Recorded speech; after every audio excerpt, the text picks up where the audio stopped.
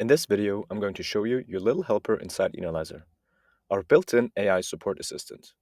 It's trained on Enalyzer, so it knows our platform, our help center, and even our tutorial and methodology videos. Its job is to quickly find the right resource for you, right when you need it. To open the AI assistant, click the question mark icon in the top right corner of the platform. The AI assistant understands the page you're on and gives you relevant help articles, step-by-step guides, or videos for that exact feature.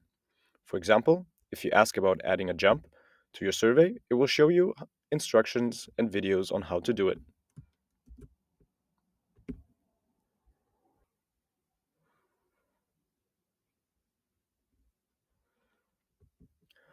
But you can also ask broader questions like, can you help me write an engaging invitation email for an employee poll survey?